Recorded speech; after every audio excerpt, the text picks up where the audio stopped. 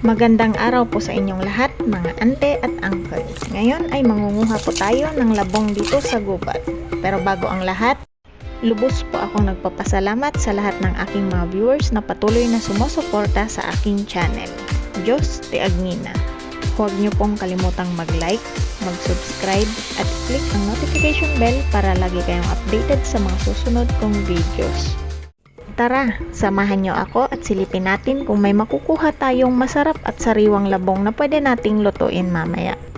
Kasama ko ngayon ang kapatid ko at ang pamangkin namin.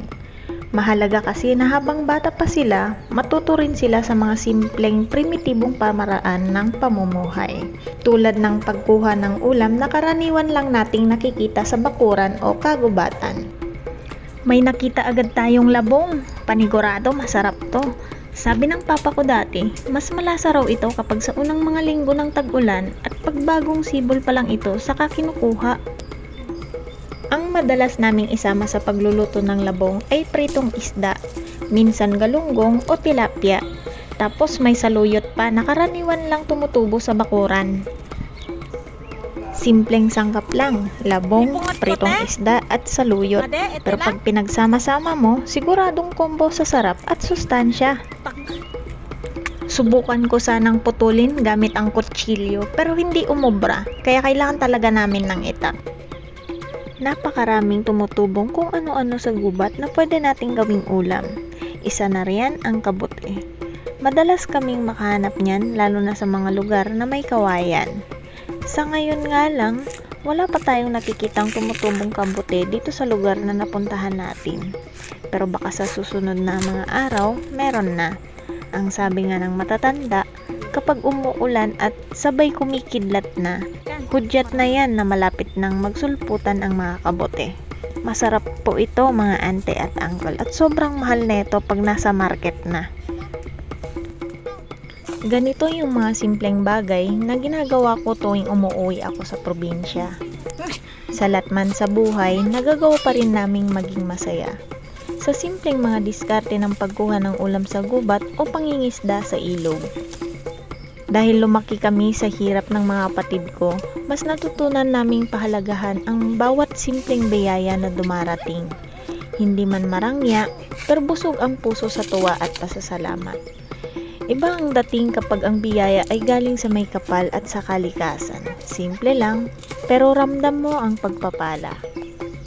Habang kumukuha po tayo ng labong, gusto ko pong samantalahin ang pagkakataong ito para magbigay ng espesyal na pasasalamat kay Kuya Totoy Vlog sa walang sawang tiwala at suporta niya sa akin.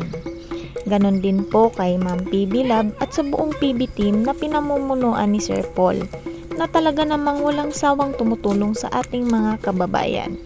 Maraming salamat po sa inyo. Diyos ti Agnina.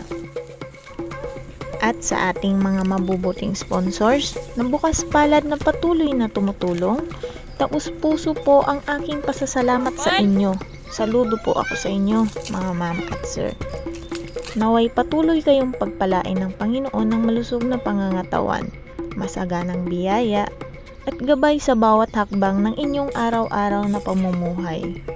Ang kabutihan po ninyong ipinapamalas ay tunay na inspirasyon sa amin. Isang paalala na sa kabila ng lahat, marami pa ring handang tumulong at magmahal ng tapat. Muli, maraming salamat po at God bless you all.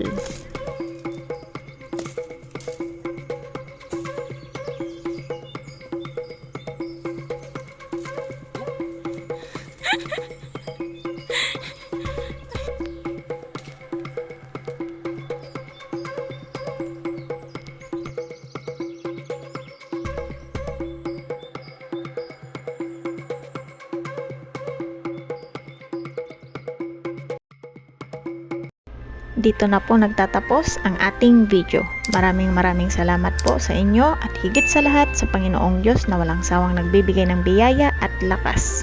Hanggang sa muli mga ante at uncle.